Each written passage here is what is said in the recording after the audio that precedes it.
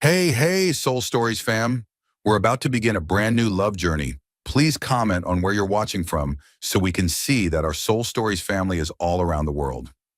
Every morning while the city was still half asleep, the little diner, Flavors of Life, was already filled with the smell of freshly baked bread and the rich aroma of roasted coffee. The dark wooden tables had worn edges, and the glass windows were stained with time. Yet the place was always crowded, drawn by an atmosphere of warmth and familiarity that no other place could quite replicate. Inside the diner, Alicia moved gracefully in rhythm with the busy routines. Her brown hair was tied hastily at the nape of her neck, with a few loose strands falling across her cheeks. Her plain but spotless apron always had a small notebook tucked into the pocket for jotting down orders. Her hands carried faint scars from hot water burns or careless paper cuts, the marks of a girl accustomed to hard work from an early age. Yet her brown eyes still glowed with a soft light that made anyone meeting her gaze feel at ease. One noon, when the bell above the door jingled, Alicia looked up and caught sight of a stranger. Henry, tall, solidly built, with shoulders broad enough to block out the sky behind him, and eyes so deep they seemed to hold untold stories. He chose the seat by the window, where sunlight slanted through the glass and spilled across the table in a clear, bright streak. At first, Alicia thought he was just another passing customer. But then, day after day, at the same hour, he returned, always sitting in her section. I always order a simple sandwich and a cup of black coffee, and every time he left a tip twice the cost of the meal, as if it were a habit with no explanation. One day, as Alicia refilled his cup, she hesitantly asked, "Would you like more coffee?" Henry looked up. His eyes lit up for an instant before his lips curved into a calm, gentle smile. "Always." The simple reply sent an unexpected flutter through Alicia's heart. From then on, the midday cup of coffee became their little ritual. When the crowd thinned, Henry often lingered to talk. He was a literature teacher at the nearby high school. His voice was warm and low when he spoke about the books he loved, and about how his students always groaned whenever Shakespeare came up. Alicia laughed, answering with her own stories of everyday life, about the long evenings at the diner, about her grandmother, who used to place jars of wildflowers in their modest kitchen to make it feel like home. Then she shared a secret dream, that one day she would have her own flower shop. "Why flowers?" Henry asked, curiosity glinting in his eyes. Alicia smiled faintly, stirring her spoon in the cup. "Because flowers can turn moments into memories. They're fragile, short-lived, but unforgettable. They're little miracles that remind people there's always space for beauty in this world." Henry was quiet for a while, studying the young woman across from him, and in that silence, Alicia suddenly realized something. Sometimes words weren't necessary. Sometimes a look was enough to connect two souls. Love came to them that way, slowly, gently, like roots quietly reaching deep into the soil. One day, Alicia noticed that their conversations had become an essential part of her daily life, and Henry realized that every step he took leaving the diner left him strangely hollow, as though he had forgotten something important behind. Lunches soon turned into walks in the park, into late-night movies on the old couch in Alicia's tiny apartment. She discovered that Henry had a small scar on his temple, the result of a bicycle accident when he was 9. He discovered that she had the habit of humming softly while she cooked, the same melodies her mother once sang to her as a child. Each little piece of ordinary life wove together into a quiet but steady bond. One late autumn afternoon, golden sunlight streamed down the street. Alicia closed her notebook and glanced outside the window. Henry was sitting there, as always. But this time, he wasn't reading, wasn't sipping his coffee. He was simply smiling, his eyes brimming with something that made Alicia's heart skip. In that moment, she understood. Love doesn't always arrive like a storm. Sometimes it comes like a warm breeze, slipping gently into your heart until, without realizing it, it has become an inseparable part of your life. Clutching the coffee pot tightly, Alicia whispered to herself, "Maybe this is the beginning of something beautiful." And in the soft golden glow of that afternoon, their love truly began. Simple, warm, but carrying with it the hope of a future filled with happiness. That morning, the sky was a gentle shade of blue, the breeze drifting softly through the trees, carrying with it the scent of fresh grass and the lingering chill of spring. Alicia was caught off guard when Henry suddenly asked, "Would you like to take a walk with me? Somewhere special?" She only had time to nod before he smiled, a smile warm and tender, like sunlight. They arrived at the city's botanical garden. The moment they passed through the gate, Alicia was overwhelmed. The whole place was a sea of flowers, pale lavender bushes, radiant roses, rows of white daisies trembling in the wind. Birds chirped above, their song blending with the rustling leaves like a soundtrack written for this special day. Alicia turned to Henry, her eyes sparkling. "You knew I love flowers?" Henry scratched the back of his neck, a little embarrassed. "I remember you once told me about your grandmother and the little jars of wildflowers she kept in the kitchen. I thought, if flowers make you happy, then this must be the perfect place for you." They walked along the stone path, each step like wandering deeper into a painting. Alicia inhaled deeply, letting the fragrance of the flowers settle into her heart. A strange feeling passed through her, like a new chapter waiting to unfold. When they reached a patch of blooming white lilies, Henry slowed down. He glanced around, then stopped. "Alicia," his voice wavered slightly as his hand slipped into his coat pocket. "There's something I want to say." Alicia's eyes widened. Before her stood Henry, usually so calm and steady, now visibly nervous, even clumsy. From his pocket, he pulled out a small velvet box. His hands trembled, and he couldn't bring himself to look directly at her right away. "I'm not good with words. I don't have much, just an ordinary job and a heart full of flaws. But there's one thing I know for certain." He paused, took a deep breath. "You are my home. You are where I want to return every single day, no matter what the world outside may bring." Alicia was stunned. The garden seemed to fall silent, and only his sincere voice remained. To her, Henry was no longer just the mysterious customer at the diner, no longer just the literature teacher who spoke passionately about Shakespeare. He was the man she wanted to spend her life with. Before he could even open the box, Alicia laughed through her tears and threw her arms around him. "Yes, even if you don't say another word, my answer is yes." Henry froze for a moment, then laughed too, his eyes shining with a joy he had never felt before. He finally opened the box, revealing a simple silver ring. No gemstone, no extravagance. But to Alicia, it was the most beautiful gift in the world. A month later, they were married. No fancy restaurants, no designer gowns, just a small church on a hill and a few dozen family and friends.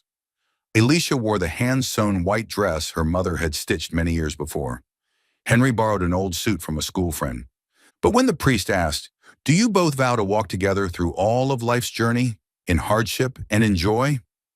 Their eyes met, and the world seemed to stop. "I do. I do." They needed no grandeur, only a trembling handclasp and a simple faith. That was enough. After the wedding, when the guests had gone, the newlyweds sat together on the church steps, looking up at the starry sky. Alicia rested her head on Henry's shoulder and whispered, "Do you think we're poor?" Henry squeezed her hand firmly. "If I have you, then I'm the richest man in the world." A few weeks later, they found a small house in the suburbs. It was old, the windows warped, the paint on the walls chipped and peeling, and every step on the wooden floor creaked. But it had a large garden, overgrown with grass, shaded by an old tree spreading wide over the yard. The moment Alicia stepped inside, she whispered, "This is exactly where I want to live." Henry laughed, pulling her close by the shoulders. "Then we'll make it our home." They made plans to repaint the walls, plant flowers in the yard, and, most importantly, prepare a small room upstairs. That room would be the nursery, where Alicia imagined children's laughter, wallpaper patterned with white clouds, and a wooden crib by the window. That summer, every evening they sat on the porch, drinking iced tea, talking about their simple dreams. Henry pictured their children running barefoot through the yard, laughing with dirt-stained feet. Alicia dreamed of teaching them to grow flowers, so the house would always be filled with color. Though they were poor, though the future was uncertain, their hearts brimmed with faith. Love and hope would transform that old house into a home filled with laughter. From the day they moved into the little house in the suburbs, Alicia began a new routine. She taped a large calendar beside the refrigerator, with each square serving as a tiny frame for her hopes. A red marker sat in a ceramic cup next to the box of mint tea. Every evening after work, she would stand for a long time in front of the calendar, counting, calculating, circling days, drawing small red hearts on the best ones. You plan so carefully, even the stars and moon might start following your lead, Henry teased, stirring the soup pot with a ladle. I just don't want to miss a chance, Alicia smiled. Who knows, maybe one of these red hearts will turn into a real heartbeat. They started buying little things people often said were just for fun, to be prepared, like a thin blanket printed with white clouds, a wooden frame saved for the ultrasound picture they hoped to have one day. On Sunday mornings, Alicia eagerly flipped the calendar to a new week, while Henry set out 2 mugs of coffee, adding honey to hers to keep things sweet for what's to come. They also bought their first pregnancy tests, then a second box, neatly stacked in the bathroom cabinet. On the first try, Alicia held her breath so long that Henry had to tap her arm gently. Breathe. If it's not today, it'll be another day. The clock hands seemed to crawl on purpose. The result appeared clear, 1 line. Alicia swallowed the disappointment, tossed the test into the trash, closed the lid, and then looked up with a smile. It's fine. We're just getting started. Henry slipped an arm around her shoulders. Yeah, just the beginning. The seasons passed through their house like a gentle song. In summer, the backyard was alive with birdsong. Alicia woke early, snipping wildflowers to place in a glass jar on the table, humming her mother's old lullabies as she arranged them. In autumn, leaves fell in cascades, and Henry swept them into golden piles, only for the 2 of them to leap through them like children, laughing until they collapsed breathless. Every month, the day of waiting returned. Alicia marked more red hearts. On those right nights, they dimmed the lamps, turned off their phones, and left the world outside the door. They spoke little, just held each other longer, slower, gentler, like people placing their hands together before something sacred. Then came the mornings when Alicia checked the test. Sometimes 2 lines, most often just 1. On certain days, she lingered in the bathroom, listening to the faucet drip steadily, each drop echoing in silence. She folded the towel 1 more time, placed it neatly, and only then stepped out. Henry was always waiting at the table, tea steaming in a mug. He didn't ask right away. He simply handed the cup to her. Alicia sipped, the warmth spreading through her throat, filling the morning with a fragile comfort. She shook her head slightly. Henry smiled slightly. These little gestures, so light on their own, gathered into something unbearably heavy. It's okay, he whispered. It's okay. Yeah, Alicia nodded, placing her hand over his. We'll wait a little longer. A year passed. Red hearts now covered the fridge wall. Alicia once thought of switching to a pink marker. Softer, less anxious, she said, but in the end she still ordered red.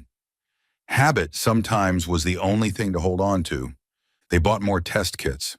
This time Henry was the one who grabbed the shopping basket, dropped a large box inside, and grinned at Alicia. Buying in bulk saves us the gas money. Alicia laughed, her laughter round like a balloon, bouncing off her lips and rolling away somewhere. They walked home hand in hand beneath the fading sunset, their steps steady, like a quiet prayer. That night she gently opened the upstairs room, the one they called the cloud room. Inside, rolls of wallpaper still sat in the corner, cans of paint unopened, a white curtain hanging halfway. Alicia stood in the doorway, her hand resting on the cold doorknob. She didn't turn on the light. She let the hall lamp spill a thin line of yellow across the wooden floor. I imagine a family photo hung on that wall, she said as Henry came to stand beside her. And in that corner, a little shelf for stuffed animals. Yeah, Henry whispered. And one day we'll tell bedtime stories here. Alicia nodded, smiling. She closed the door softly, so softly that the hinges had no time to creak. The second year came as if the first had never ended. Circles still appeared on the calendar. Alicia learned to drink more water, eat more greens, and go to bed early on heart days.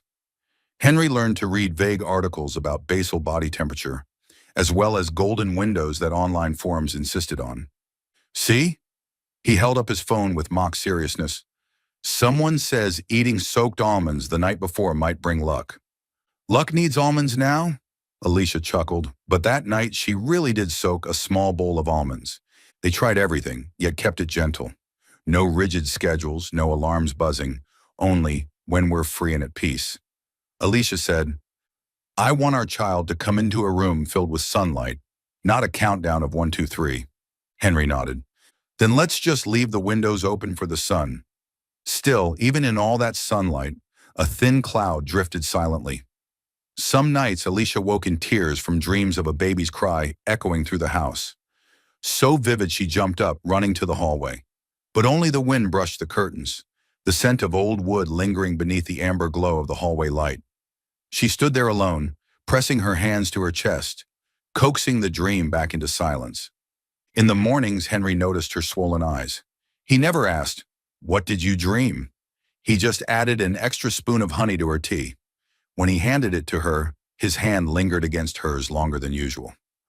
One rainy afternoon, Alicia carefully peeled off the faded red hearts from the first year, pasting them into a notebook.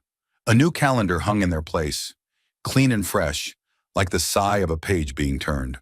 She put away the old red marker, replacing it with one with a finer tip, and wrote in the corner, "Hope, please don't grow weary." Henry came out from the kitchen, flowers still dusting his hands. "What did you write?" "I wrote to my friend," Alicia teased. "Her name is Hope." "Then I'll cook something for her," Henry replied, "so she stays strong and doesn't leave." They laughed as they always did to keep their home warm, but both of them knew worry now had its own chair by the door. It said nothing, just sat there, watching them with silent eyes. That night, before turning off the light, Henry pulled Alicia close, resting his hand on her hair. "Tomorrow, let's take out that wooden frame and dust it," he murmured, "even if it just sits there for now." Alicia nodded. She wasn't sure what picture would ever go inside the frame, nor was she sure what small footsteps would one day echo across the wooden floor. But she was sure of one thing. In Henry's arms, she heard a steady heartbeat, warm, persistent, like a drum keeping rhythm for an entire symphony. Outside, the rain had stopped. Inside, the cloud room remained closed, while the new calendar glowed quietly under the kitchen light. The red hearts had not yet been drawn, but the pen was ready. And somewhere between the wildflowers on the table and the honey tea still warm, Hope sat down, poured itself another cup, and whispered, "I'm still here." That morning, the clinic was so quiet that Alicia could hear the wind sweeping through the rows of trees outside the window. On the wall, a few seascape paintings softened the sterile space, but they did little to ease the tension inside her chest. Henry sat close by, his large hand wrapped around hers, his thumb tracing small circles as a silent reassurance. Dr. Rivera, a woman with gentle eyes and a calm voice, opened the file and looked at the couple. "We'll take things step by step," she said. "Many couples go through this and still find a way to make their dream of parenthood come true." Alicia nodded, clutching tightly to that fragile hope. She had been waiting for this moment for years, believing that maybe medicine only needed to give them a small push, and her dream of holding a baby in her arms would become reality. They underwent every test, blood work, ultrasounds, and countless others that Alicia couldn't remember. Henry was always by her side, holding her coat, handing her a water bottle, smiling and saying, "It's done. You did great." Inside Alicia's heart, hope was like a tender seedling, fragile, trembling, but stubbornly alive. One crisp autumn morning, golden sunlight filled their kitchen. Henry opened his phone to check work emails. Buried among them, a notification appeared. "Your test results are ready to view." He froze. Normally, they opened these results together. But that morning, for reasons he couldn't explain, an invisible force pushed him to tap it. The results page opened, the cold medical words cutting like a knife. Patient, Alicia.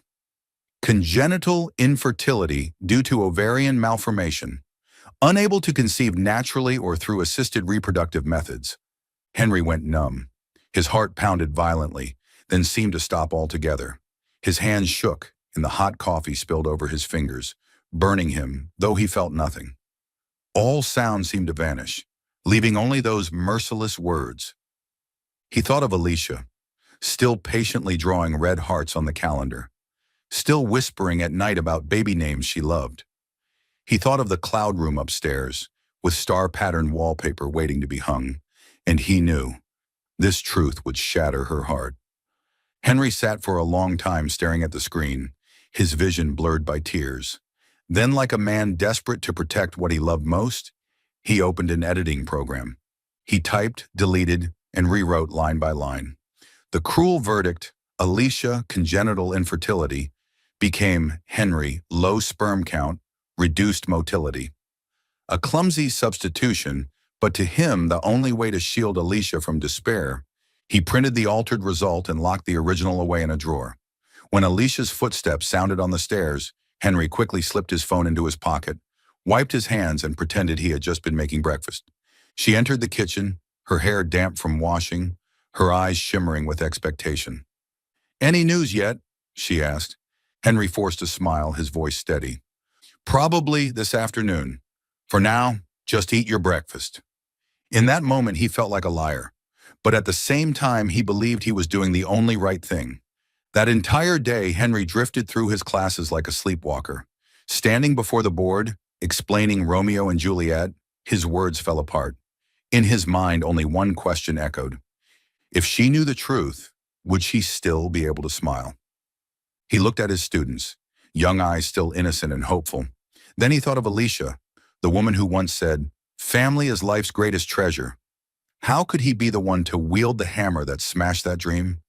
He told himself, better she blames me. Better she thinks the fault lies with me than to leave her drowning in hopelessness. Henry pictured Alicia holding the real report, her eyes breaking apart. The thought alone made his chest ache. He could never endure that scene.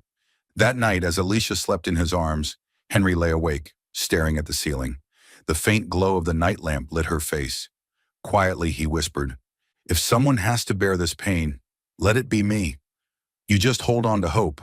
A few days later, when Dr. Rivera called them in to explain the results, Henry was ready. He slipped the altered printout into the folder, making Alicia believe the issue lay with him. Alicia stared at the paper for a long time, then turned to Henry, gripping his hand tightly, her eyes heavy but resolute. "Then we'll keep trying, won't we? If it's hard, then we'll just be more persistent." Henry could only nod, his throat tight. Looking into her eyes, so bright with determination, filled him with both pain and gratitude. In that cold, sterile room smelling of antiseptic, Henry realized something. Some lies are not born to deceive, but to shield the one you love from the storm. He chose to carry it so Alicia could go on dreaming of red hearts, of the cloud room, of the laughter of children she longed for. And from that moment, Henry knew. His love was not only holding hands beneath sunsets, but stepping willingly into darkness in her place, so she could still see the light. In the days after their appointment with Dr. Rivera, the little suburban house seemed heavier than ever. Every creak of the wooden floor, every silence at the dinner table, felt covered in a haze of disappointment. Alicia tried to keep her smile, but her eyes were often rimmed red, especially whenever she walked past the cloud room, still locked. Henry knew. He could feel the storm hidden in every breath, every glance of his wife, and he knew, too, that she blamed him for their broken dream. One evening, when the only sounds left at the table were the clinks of spoons against plates, Alicia set her spoon down sharply. "I've done everything, Henry. I've followed every diet and every treatment, never missing a single appointment. And still, nothing." Henry stayed silent, eyes fixed on the plate of food gone cold. "And you," Alicia's voice trembled, her eyes glistening with tears. "Have you ever thought that if you hadn't lived so carelessly before, eating badly, sitting hunched at your desk all day, maybe by now we would already have a child?" Henry looked up, his lips parted, but no words came out. He couldn't tell her the truth. He could only nod, accepting the blame. The pain in Alicia's heart spilled over into anger. She stood up, tears streaming down her face. "Maybe I don't need a husband who can't give me the one thing I want most." The words fell like a blade, sharp and heavy. Henry sat frozen. Inside his chest, his heart felt crushed. He wanted to hold her, to shout that it wasn't his fault, that he had been trying to protect her from a devastating truth. But his throat closed tight. He only looked at her with pained eyes, then bowed his head. If you need to pour your anger onto me to ease your sorrow, then let it be so, he thought, accepting it as punishment. That night, Alicia packed a small suitcase, a few clothes, and the notebook once filled with red hearts now left empty. She left a note on the refrigerator. I need time. I'm going to my mother's.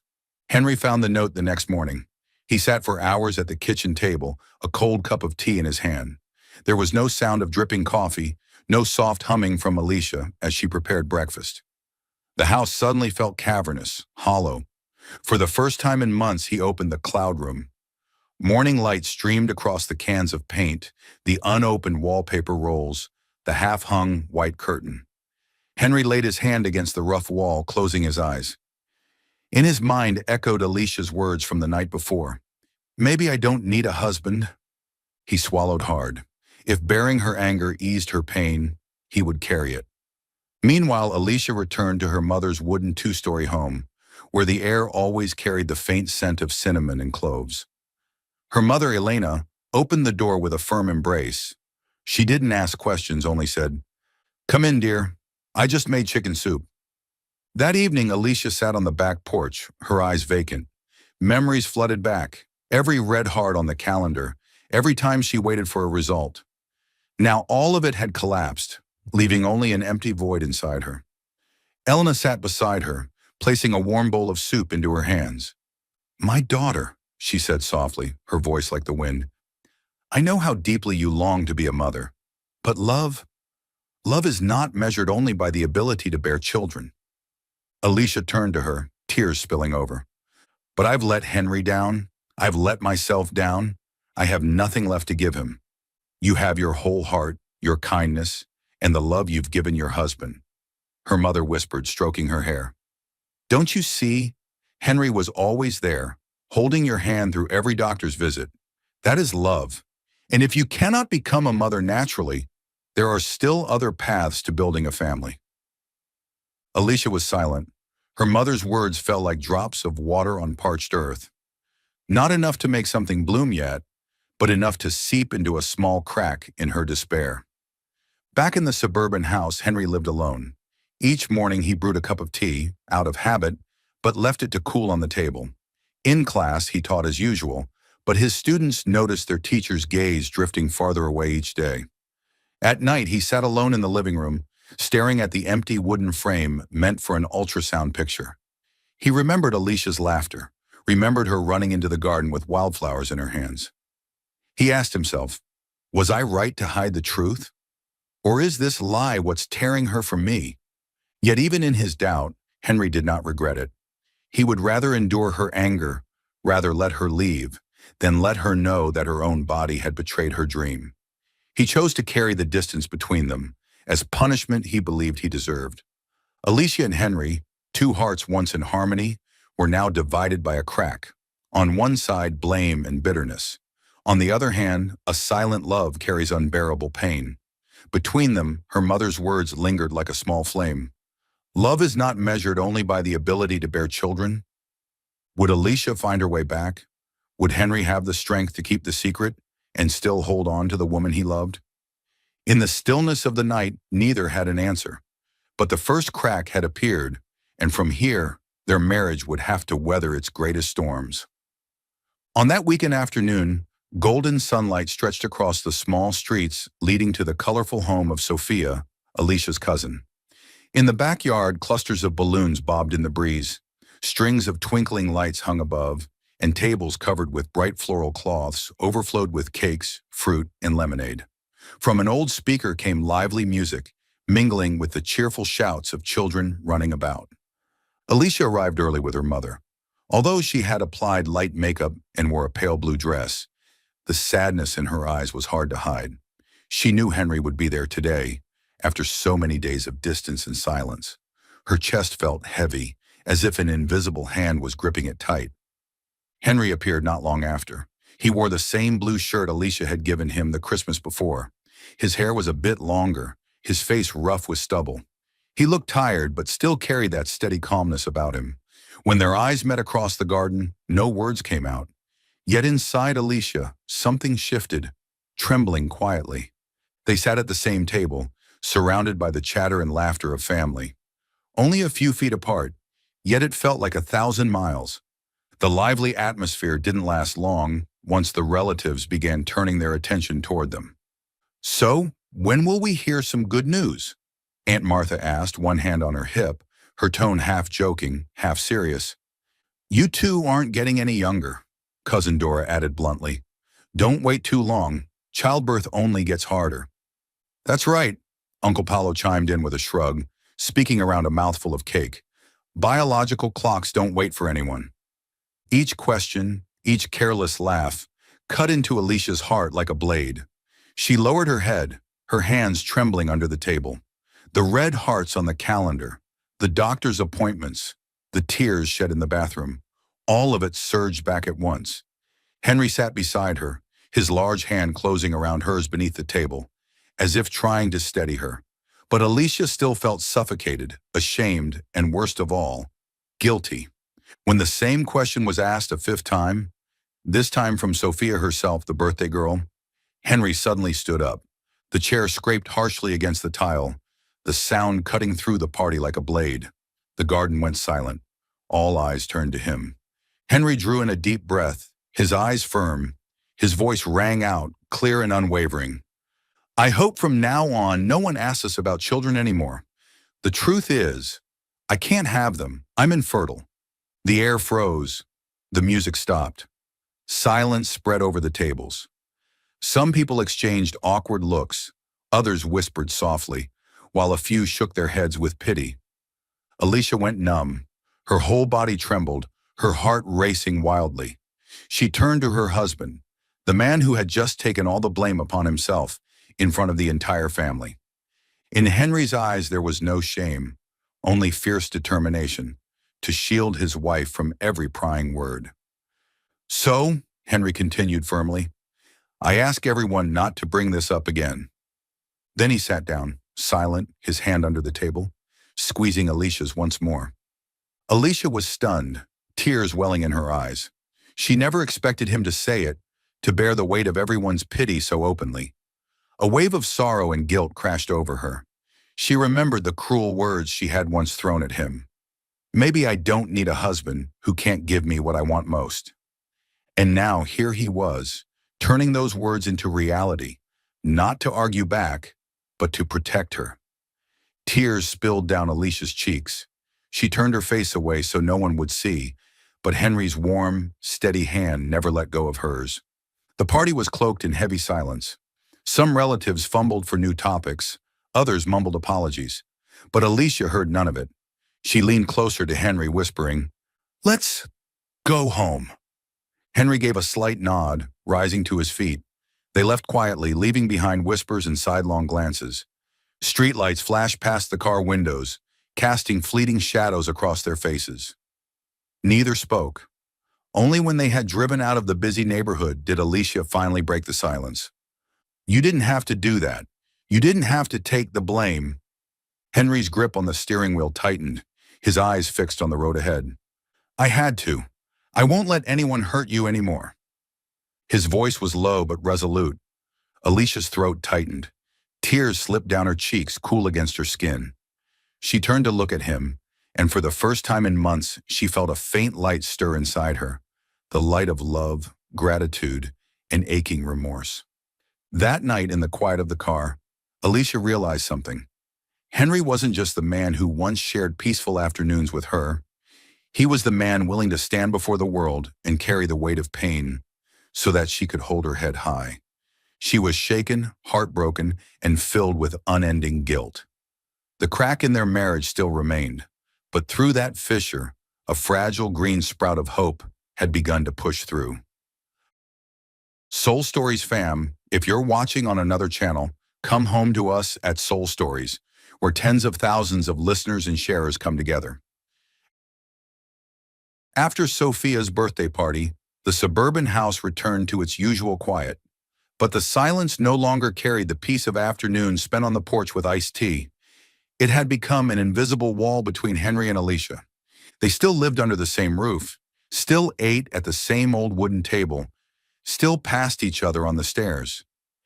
Yet their eyes, when they met, quickly darted away.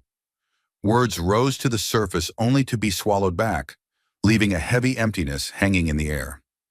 In the mornings, Henry woke earlier. He quietly prepared a cup of mint tea for his wife, adding a spoonful of honey, a habit he had kept since learning she often suffered from a mild sore throat. When Alicia came downstairs and saw the steaming cup waiting, her lips parted as if to say thank you. But in the end, she only sat and took a sip in silence. Henry watched her quietly, then lowered his gaze to the newspaper.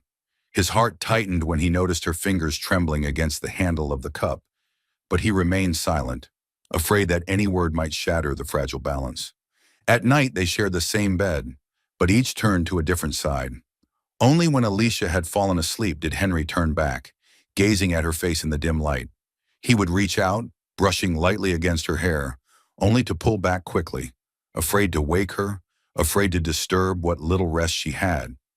In those hazy moments between sleep and waking, Alicia sometimes felt that warmth, but she kept her eyes shut, pretending to sleep, because opening them would make the ache sharper.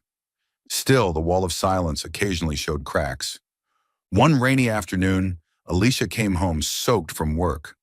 Henry said nothing, but hurried to fetch a towel, draping it over her shoulders and pulling a chair close to the fireplace.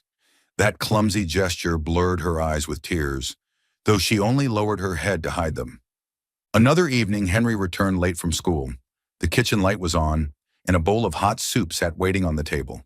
Beside it lay a small note in Alicia's familiar handwriting. "Eat while it's hot." I couldn't wait. I was too sleepy. Henry picked up the note, warmth filling his chest like a small fire in the long winter night.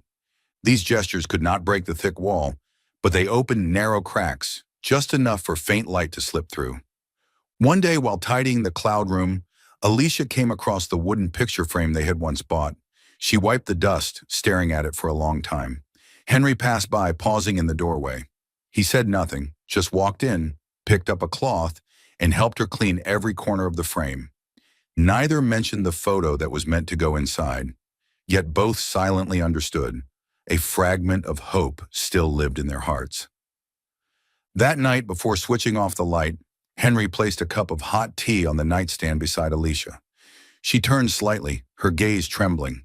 For the first time in months, she whispered, "Thank you." Henry only nodded, but inside those words burned like a flame against his chest. The distance between them was stitched back, little, by these quiet acts of care. Yet the truth still hid in the shadows. Henry knew the real report lay locked in a drawer, and Alicia still believed the blame was his. Each night, Henry tormented himself. Did I do the right thing by hiding it? If one day she learns the truth, will she forgive me? But then he would glance at Alicia, asleep beside him, her breathing steady, her lips pressed softly like a child's. And he told himself, as long as she can have one more day of peace, I'll bear it all. As for Alicia, every time she held the morning tea or saw her clothes neatly folded on the bed, her chest ached. She wanted to break the wall, to embrace Henry and say, "You don't have to carry this alone." But shame, pain, and the memory of the cruel words she had spoken held her back.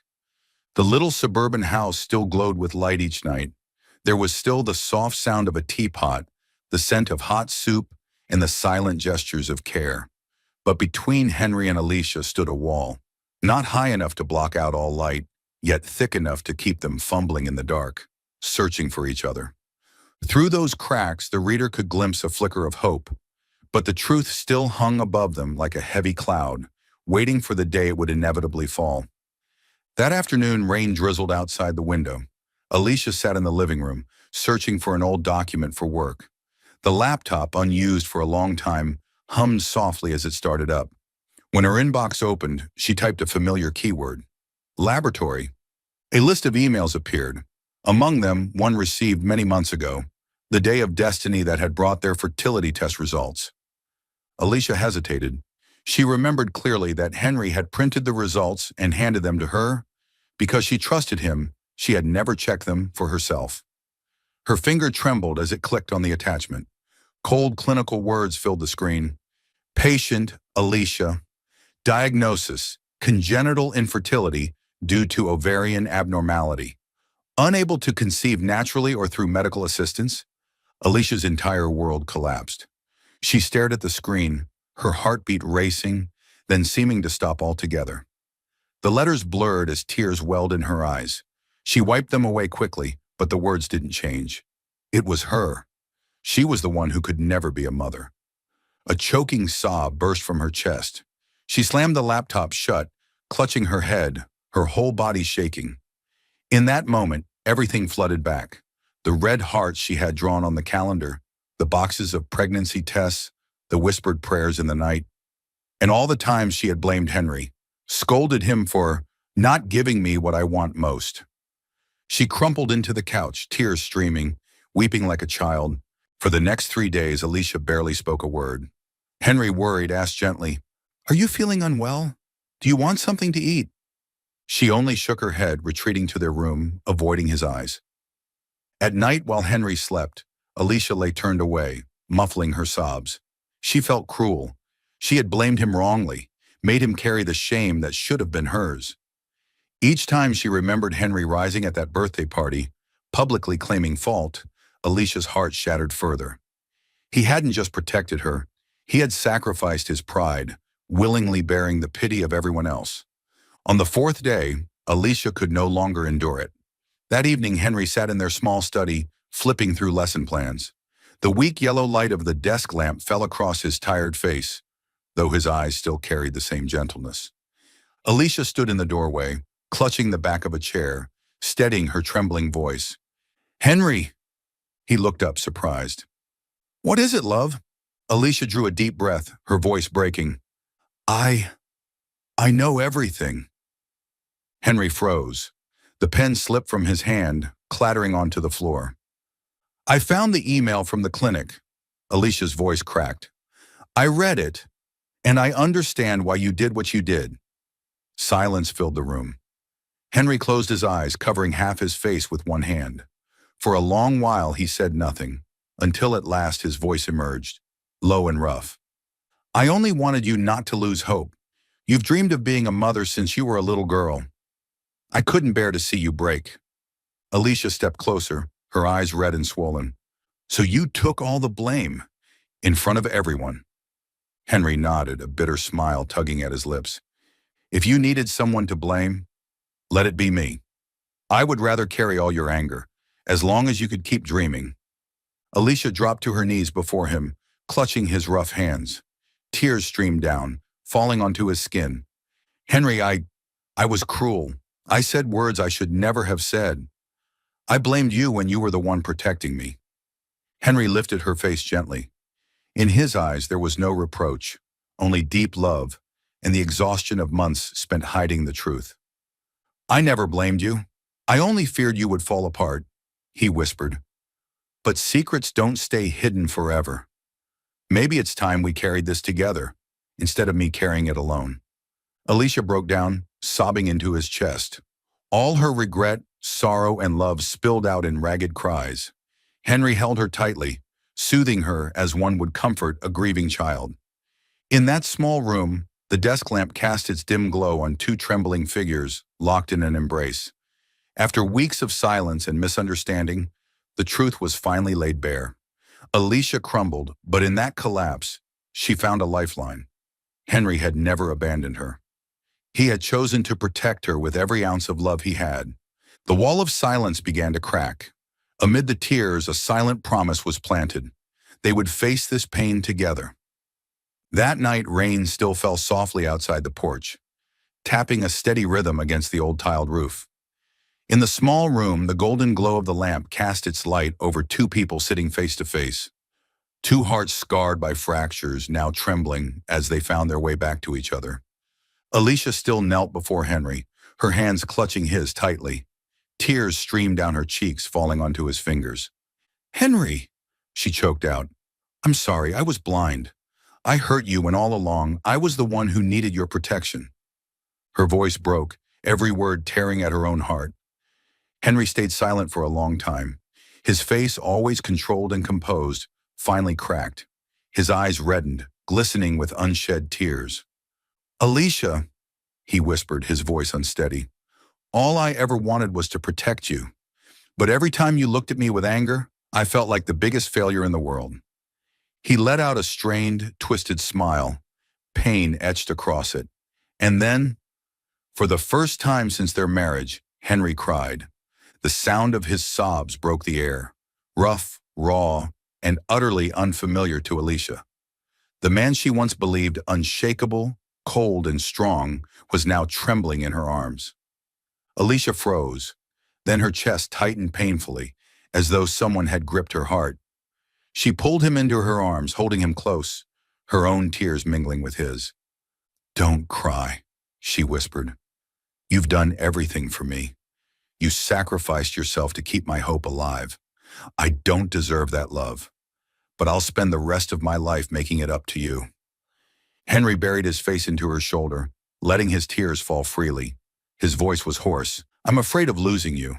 I'm afraid that one day you'll look at me and see nothing but disappointment." "No," Alicia interrupted, tightening her embrace. "I was blind before, but now I understand. Our love cannot be measured by whether or not we can have children. It's measured by the sacrifices we've made, the tears we've shed, and the way you've held my hand through the darkest days." They sat there for a long while, the rain their only witness. Slowly, their hearts began to stitch back together, bound by the fragile thread of forgiveness. Henry lifted his gaze, his eyes still red but calmer now. "Alicia, I can't promise that the road ahead will be easy, but I promise I'll always be by your side. We may never have children of our own, but we can still build a family in another way." Alicia looked deep into his eyes. In that deep blue, she saw the steadfast love she had overlooked, the devotion that had never wavered. She nodded, her voice steady. "We will keep going, no matter what the path looks like. As long as I have you, I'm not afraid anymore." Henry smiled through his tears, squeezing her hand tightly.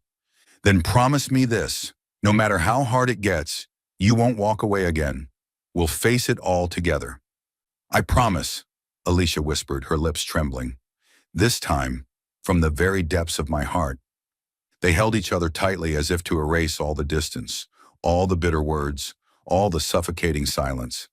In that embrace, they rediscovered what mattered most, that love was greater than everything else. Outside, the rain eased. The sky opened with pale slivers of light, the moon slipping through the clouds, casting its glow through the window. The room filled with a gentle silver light, as if testifying to the rebirth of a love that had nearly been lost. Henry pressed a soft kiss to his wife's hair, whispering, "Thank you for still being here." Alicia pressed her face against his chest, listening to the steady beat of his heart.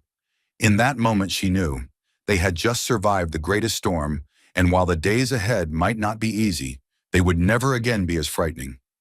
That night, the little house no longer echoed with silence, but with whispers instead. Two people who had stood on the brink of separation had found each other again, through tears, through forgiveness. They didn't yet know where the road ahead would lead, but they knew one thing for certain: their love was strong enough to carry them forward, even without children of their own. And sometimes true happiness isn't about having everything. It's about finding the one person willing to stay, to shoulder everything with you. After the night they had shed all their tears, Alicia and Henry felt as though they had stepped out of a thick fog. They no longer avoided each other, nor did the silence between them weigh as heavily as before. Yet both of them understood clearly: the road ahead would still be filled with challenges. Alicia refused to give up. She and Henry registered for fertility support programs. At first, they went to the hospital hand in hand, listening as doctors explained modern methods, including in vitro fertilization, egg donation, and more.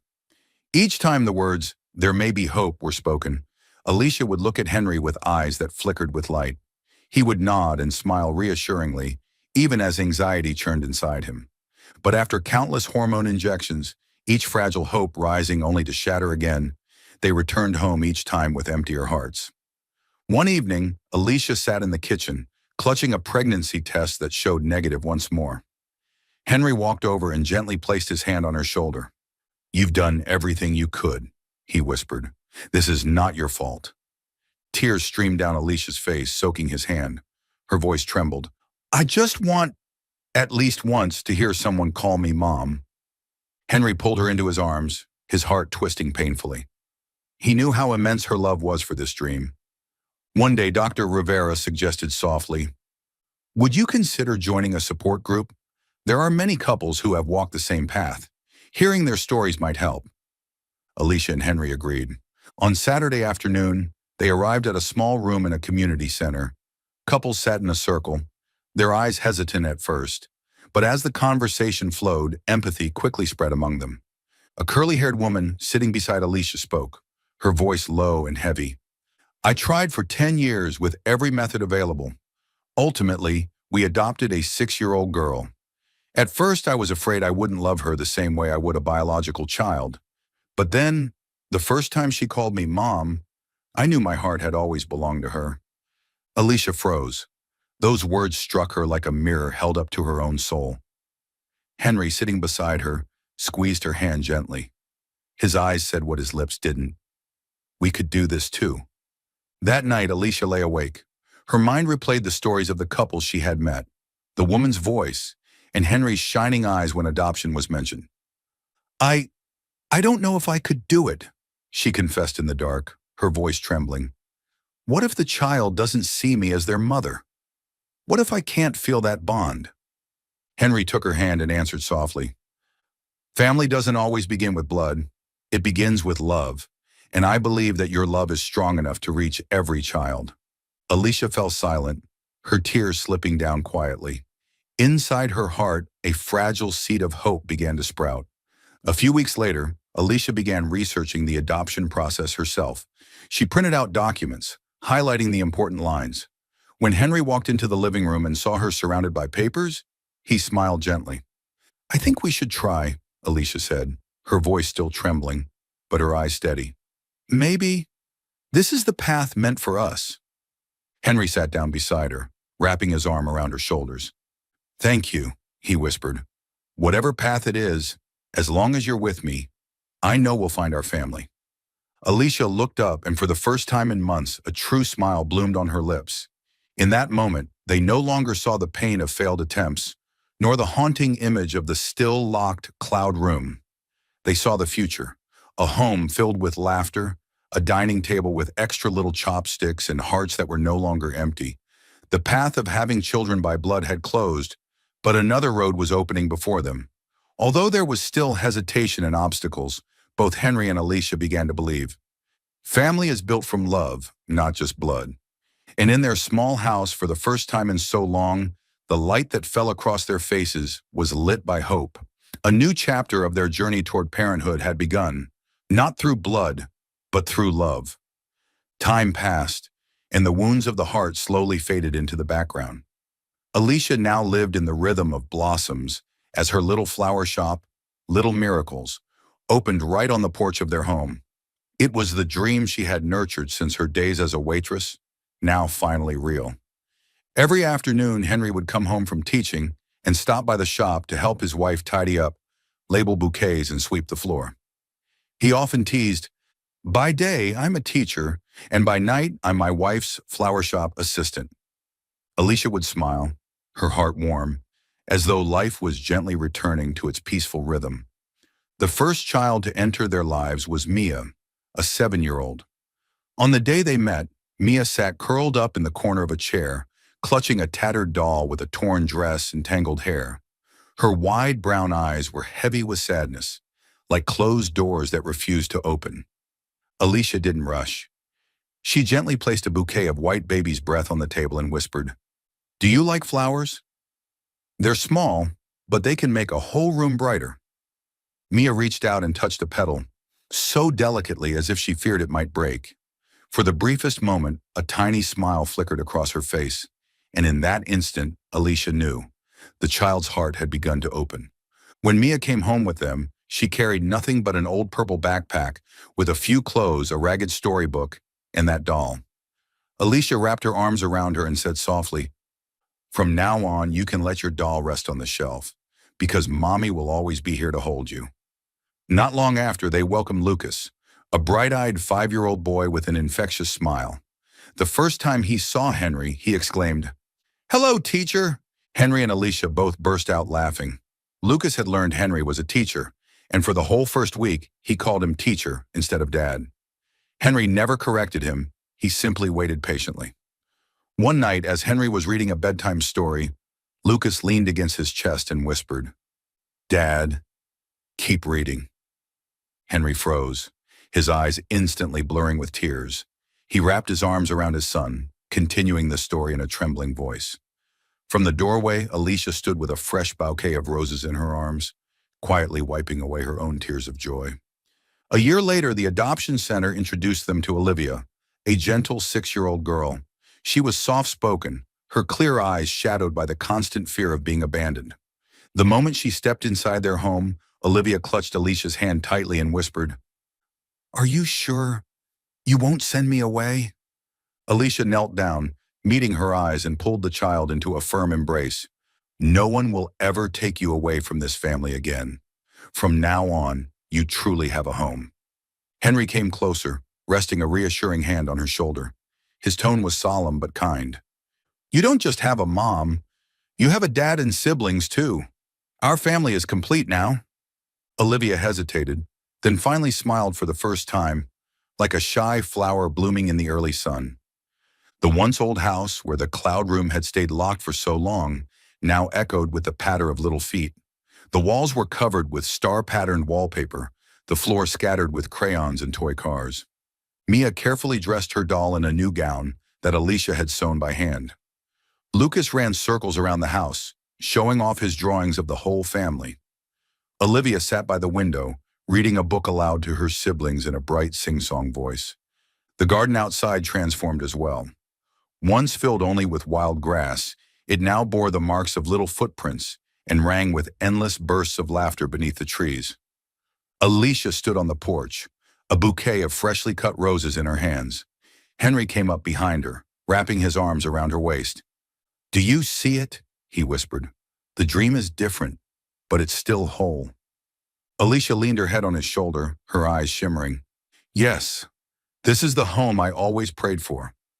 The old house, once shadowed by silence and tears, had become a haven overflowing with sunlight and laughter. Mia, Lucas, and Olivia, 3 perfect pieces, had filled the empty spaces in Henry and Alicia's hearts. Family doesn't require shared blood to be real. Family is woven from love, from arms that embrace, and from the promise, we will never leave each other. A complete home, not extravagant, not perfect, but overflowing with love. It was a golden summer afternoon, sunlight spilling like honey over the flower beds in the garden. The scent of fresh grass mingled with roses and carnations from Alicia's little shop, little miracles, weaving together a sweet hymn of life. The garden was alive with laughter. Mia sat cross-legged on the grass, carefully fastening a new dress onto her old doll, the only toy she had carried with her the day she first arrived at their home. Her face was serious, but at the corners of her lips bloomed a gentle smile.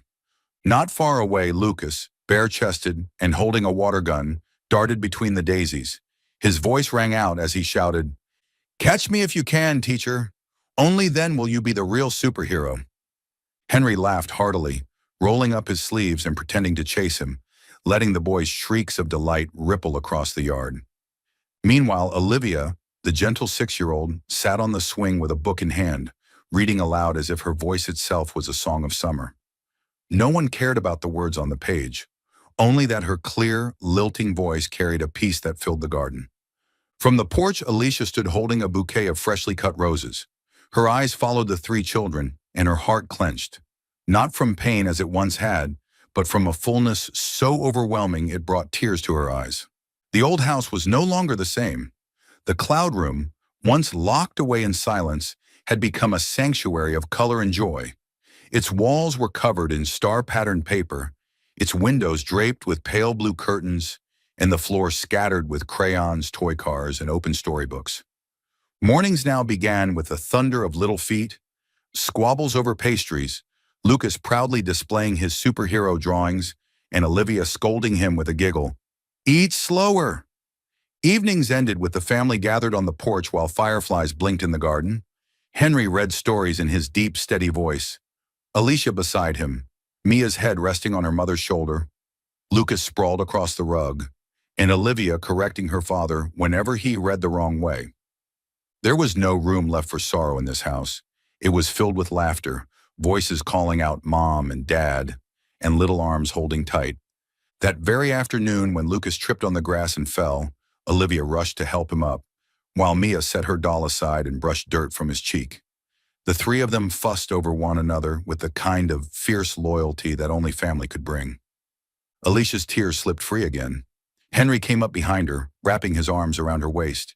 His warmth steadied her trembling, and she whispered, voice choked with joy, "Look at them. They are our children." Henry pressed his cheek against her hair.